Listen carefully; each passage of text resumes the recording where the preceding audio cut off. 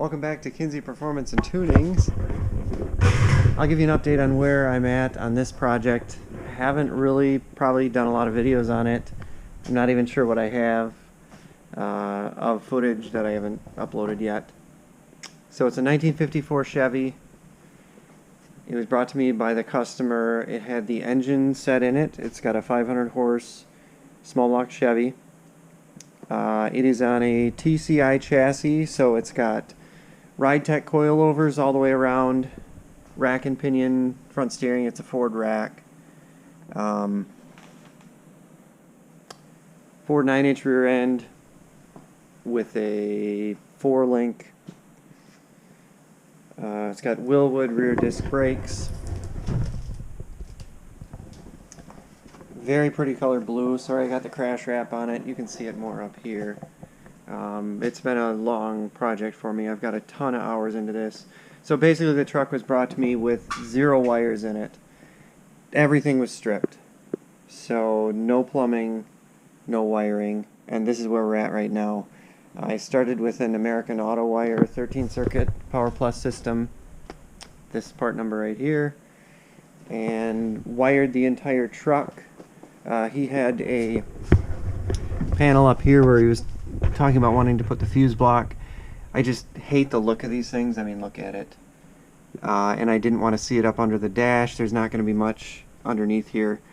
So what I did is moved it to the OEM location. He's going to do a custom center console. And I said, let's put it in there. You can put it behind a carpeted panel so you can have easy access to stuff, but it's not hanging down here under the dash and all ugly. So that's what I did. So everything is done as far as the wiring of what I'm going to do right now, and then it's going to go off to wherever he's going to have do the upholstery, and he said he might do the center console himself. So this is how it turns out. Everything is run from here. Pretty much the majority of it is run, except for the MSD Atomic, which I'll talk about in a minute. The fuel injection system is run back through what will be the console, through these split grommets that I got from Summit Racing. Seals it, makes them. They're pretty awesome, actually. Makes it nice and tidy. Everything is loomed with Racetronics. They're a company out of Canada that makes this pretty awesome split braided loom. Wherever there's heat sources that are going to be, obviously this one has started. I made the custom battery cables. The battery's down here. Made the battery cables for it, and then so this power wire comes along the frame, comes back up where the fuel tank's going to be, because obviously the tank's not going in here. The TCI chassis puts an aluminum tank in between the rear fender, or in between the rear frame rails, behind the rear axle. So I'll show you that too when I get it up in the air. But everything is run in, like I say, the Racetronics for the wiring. Even some of the stuff from MSD that came from it, I don't like their harnessing, and so I went with Racetronics. I stripped all the harness back of the conduit type stuff that they ran their wiring in, and replaced it all with the Racetronics stuff, or with, let me grab that quick.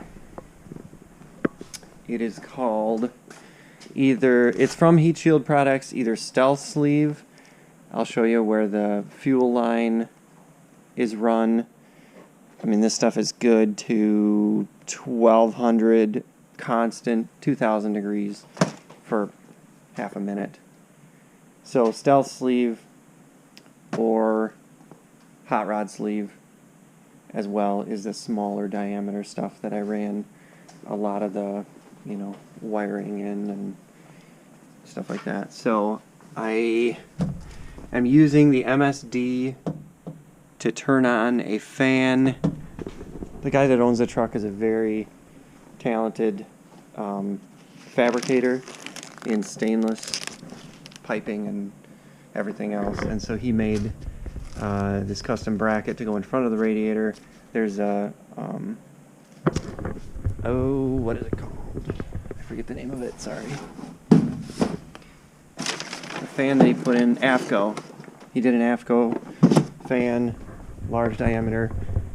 I turned it into a pusher because it's not going to fit in the March front drive system on the small block between there and the radiator, obviously, to get a big enough fan. So we put it out front and did this kind of custom setup up front, and then it's a pusher, and then I can use the MSD atomic system to ground a custom relay. Here's a fuse for that fan coming off the block, and use the relay to ground it with the MSD to turn it on, and then you can adjust the temperatures that you can, you know, have the engine running at for optimum performance and cooling and stuff like that, depending on the ambient temperatures you got and where you're driving the truck. So that does that. So MSD Atomic is a fuel injection that he had bought for it actually several years ago when he started the project.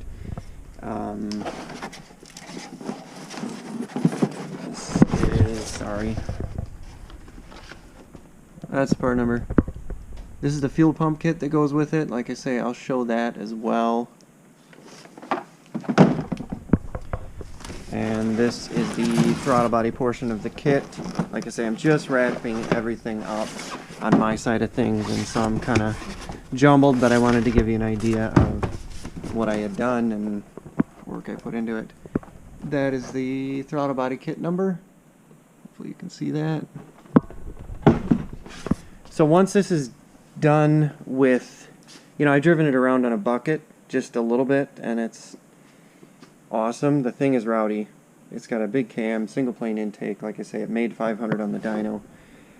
So it's pretty rowdy, and obviously I'm not going to get on it right now. Obviously it's actually snowing outside, so we're not going to drive it anyway. But earlier I had driven it up the driveway and just up the road a little bit and back just to check you know, that it runs and drives and whatnot. So, but it's sketchy, sitting on a bucket, no doors, no windshield. So let's see, what else can I show you up here? So under the dash, even I routed the harness and everything. Right now this is kind of just zip tied up here, and then whenever he gets his console in, obviously he'll be putting stuff in, probably a type of insulated loom fastener or whatever, in order to keep it all tight. But I don't like seeing wires either, and it gets so ugly under the dash. So the only ugly portion is probably going to be on the driver's side over here, where it splits out from, you know, the GM steering column here, and then splits and goes this way, and it splits and goes to the headlight switch up here. But it's not really that ugly. I mean, this is all you're going to see right here, and you're not going to see it from, you know, when you're just jumping in the truck and driving. You'd have to actually get down under the dash here once this is all you know, installed and fastened where it's going to end up being. So that's just the way I like to do stuff. And then dimmer switch and whatnot is going to get mounted here once he's got the interior in. Went with a low car throttle pedal, did that, and then the custom cut to fit cable mechanism with the Jags throttle return spring and everything like that. So this is the MSD Atomic. He's going to do something with the wires yet, because obviously I look for stuff to run the spark plug wires, is what I'm talking about. More custom and make them look nice. I didn't like anything out there, and honestly, maybe he'll end up building something himself, since he's, you know, fabricator and whatnot, for these to get loomed around and probably run new wires and stuff like that. So kick down, it's got a turbo 350 on it, and that'll get adjusted obviously when it's running and driving as well. Like I say, all this harness up here for the distributor, everything that runs to the MSD, I wanted super clean. I didn't want a bunch of wires running out underneath, you know, anywhere basically that you could see them. So when you stick the air cleaner on there, it's going to look basically like you know, carbureted setup if you don't know what you're looking at. So super clean. All this wiring and everything is in that hot rod sleeve, oil pressure sending unit, you know, distributor wiring and stuff like that. So it's good to you know, nothing's gonna melt. It's good stuff. So there's not much coming out. There's a couple holes where I've got for the MSD, because I didn't want to really extend that harness that far and run it way down, you know, behind the rear seat, down underneath the truck and back up here. So we came out the bottom of the firewall down there where you can't see it, up in behind the distributor, and then up to this, and then everything else. I depinned a whole bunch of stuff, nitrous stuff, signal wires that obviously he's not going to be using. That's all depinned and removed from the harness, and then everything else that you couldn't really cut is tagged up underneath here, and you're never going to see it. This is the fuel line, so it's dash 6. That comes in that Holly kit, or not the Holly kit, the MSD kit that I showed you for the fuel pump circuit. And then this is that Heat Shield Products hot rod sleeve, and that's what will keep it from vapor locking. So we're not running a return system with this, which I'm hoping will be just fine, because, you know, I took all this extra time to heat sleeve everything, so vapor locking shouldn't be a problem. So it runs a pulse width modulated fuel pump. The MSD is controlling that, so it just sets it at your 50, 60 psi. I think it's 55 or something like that. This wiring is what I stripped back, and so all this is going to go right down from the throttle body unit down to the top of the valve cover, and maybe he'll even incorporate these spark plug wires into that. So the only wiring you're going to see here, this coolant temperature sensor wire comes down around here. I'd like to see this tagged up in here, and it's really going to disappear. I put it in the back of the block for the coolant temperature sensor. Everything else is run down on the frame in, you'll see, McMaster car. I got all of their different sizes. Quarter 20 is what I used a lot, and then some 832, sorry, it's a mess, 1024 stuff, riv nuts. And I bought their installer as well. Super great. I don't like zip ties much, obviously, and it's not a permanent solution. I like to run everything where it's going to be out of the way. So I bought their tool to install the riv nuts, and so everything on the frame is in these insulated clamps, this stuff, and in riv nuts, so you can unbolt it from the frame, change it, move it, and it's just super clean. So I ended up making ordering some power steering lines, figuring it out what TCI used for the size of fittings on the rack, adapting it to this Saginaw GM pump, and then kind of custom making the lines for the power steering. Figured out some radiator hoses that would work as well. Had to just kind of look at some, eyeball them, and then cut them, because obviously none of them fit for the upper and lower. Transmission lines, I got some 5-foot dash 6 steel braided from Summit, and then I ran them underneath as well for the radiator, and then ran them in the Vibrant Performance sleeve, which is good to like 1100 degrees. That's this stuff here. The one transmission line, I have to run that yet, so Extreme Shield Wrap made by Vibrant Performance, and actually pretty happy with that, how it went on, and should keep the heat down as well and keep things from rubbing and everything.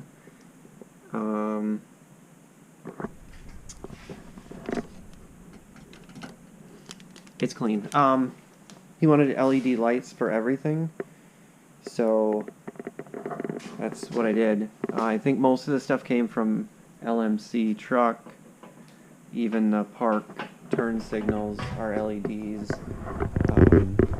It had a third brake light. The guy before him had that, so we kept that. That's LED. And then the taillights as well. Once again, with these, they came from LMC. They had their own harness type stuff on it, and it's ugly, looks cheap. So I loomed all this as well, right up to the taillights.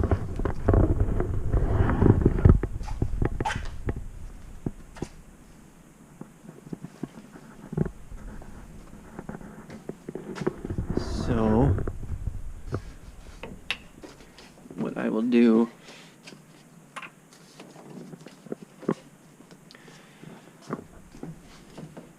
the battery in,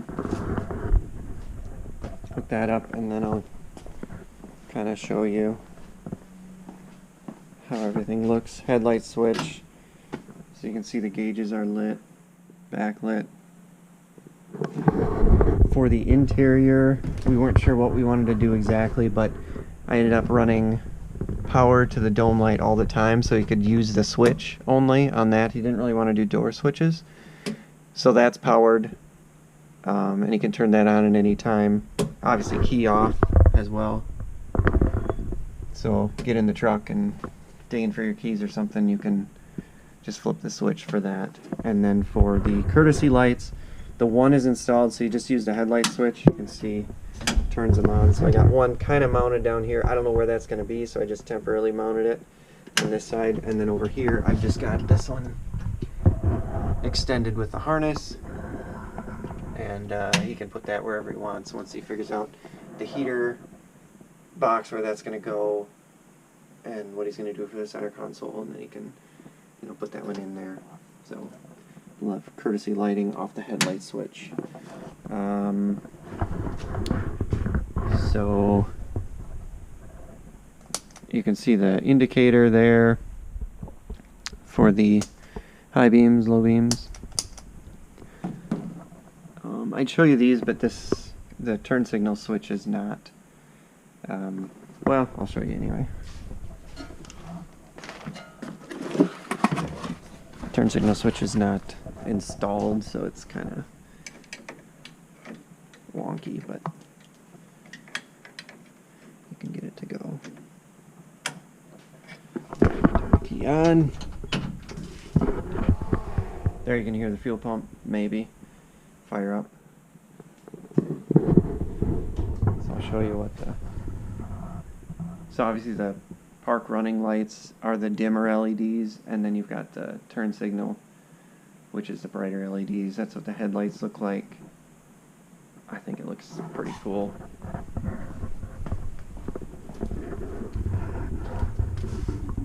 Same with the back.